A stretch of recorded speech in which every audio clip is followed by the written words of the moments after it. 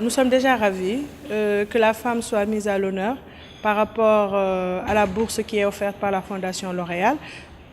Ça permet effectivement de promouvoir la qualité de la recherche de la femme, surtout dans des considérations plus ou moins compliquées, difficiles. Nous savons tous que la femme a mal à évoluer dans la société, plus particulièrement la société sénégalaise.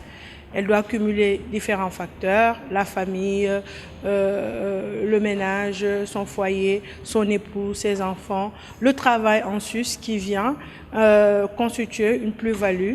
Et ça, il faut le gérer au quotidien. Et le gérer au quotidien, c'est de faire bonne figure devant la société, faire bonne figure devant les gens. On se lève le matin, on est fatigué, on a eu un enfant malade toute la nuit, mais on se lève le matin, on se lave, on se maquille, on se met sur l'ordre de travail et on va travailler.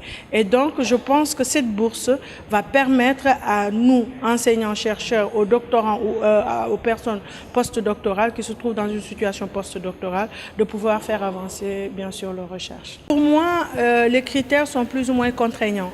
Pourquoi? À plusieurs niveaux. Parce que l'évolution de la femme est plus ou moins difficile au niveau, effectivement, de la recherche. On est astreint à différentes obligations que les hommes n'ont pas. Dès le bas âge, au niveau de la sélection, certains parents préfèrent inscrire des garçons à l'école au lieu des filles. Les filles, lorsqu'elles choisissent les filières scientifiques, on leur dit non, ce sont des garçons manqués. Pourquoi la filière scientifique? Il faut être ceci, il faut être cela. Le métier de docteur, le métier d'ingénieur, etc., était réservé à la gente masculine. Pour une femme, on veut réussir dans la vie, il faut faire des choix. Et ça, c'est pas bon. Il faut choisir soit entre sa vie de famille et sa réussite professionnelle, alors que l'homme n'est pas soumis à ce dilemme-là. L'homme n'a pas l'obligation, face à sa réussite professionnelle, de dire que je vais choisir ma famille parce qu'il sait qu'il y a une femme derrière qui s'occupe de sa famille et qui s'occupe très bien de sa famille. Pourquoi nous, femmes, nous devons subir effectivement cette discrimination?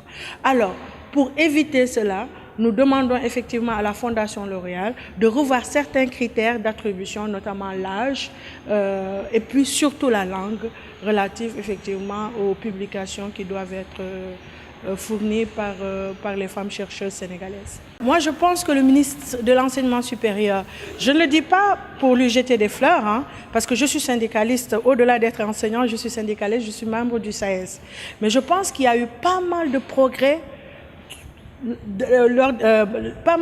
que le ministre a réalisé les 2 ans passés. Il y a eu d'abord le PAPES, il y a FIRST. FIRST était réservé aux hommes, on l'a élargi aux genres. Donc le ministre est en train de faire des efforts pour permettre aux femmes d'avancer effectivement au niveau de leur recherche. Maintenant, on ne va pas dire que tout est fait, tout est accompli. Il reste encore une grande marge effectivement à franchir. Et pour franchir cette grande marge, je pense que l'accent doit être mis plus particulièrement sur les femmes chercheuses pour montrer qu'on a des femmes brillantes à l'université, qu'on a des doctorantes et des personnes postdoctorales qui sont brillantes, mais qui n'arrivent pas à se faire voir parce que tout simplement elles n'ont pas les moyens et elles croulent sous le poids effectivement des conditions sociales. La facilitation, ça va être difficile parce que ce sont des facteurs sociaux culturels. Il faut être une bonne épouse, être présentable devant sa belle famille, être présentable devant les amis de son mari, être une bonne mère, il faut s'occuper de ses enfants pour qu'ils ne manquent pas d'affection maternelle, etc., etc. Donc, je pense qu'il y a plus ces facteurs sociaux, culturels qui seront difficilement remédiés. Pourquoi? Parce que déjà, en tant que juriste, je vais vous donner 2 exemples.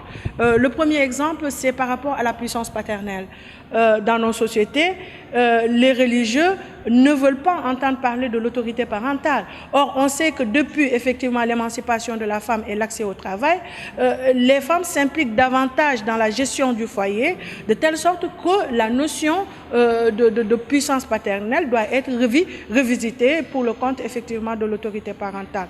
Autre exemple, c'est la violence faite aux femmes. Et quand je parle de violence, je ne parle pas de violence physique, je parle de violence psychologique. C'est d'ailleurs ça qui pèse le plus sur les femmes. Imaginez-vous une intellectuelle qui a besoin de travail, qui a besoin de quiétude pour travailler. Tu as une belle famille qui te met les bâtons dans les roues. Tu as à la sortie ton mari qui vit dans un couple polygame avec tout le stress que cela génère. Imaginez-vous que vous devez conjuguer tout cela avec vos enfants. puisqu'ils sont prioritaires. En plus, il faut aller faire des recherches, être brillante, c'est compliqué. Donc le ministère, sa part effectivement de contribution, c'est surtout effectivement faciliter au niveau universitaire les femmes à accéder aux bourses, à voyager parfois, quitter leur famille, aller ailleurs pour mieux travailler et réfléchir, parce qu'il y a parfois des cadres qui ne permettent pas effectivement ou qui ne favorisent pas la réflexion.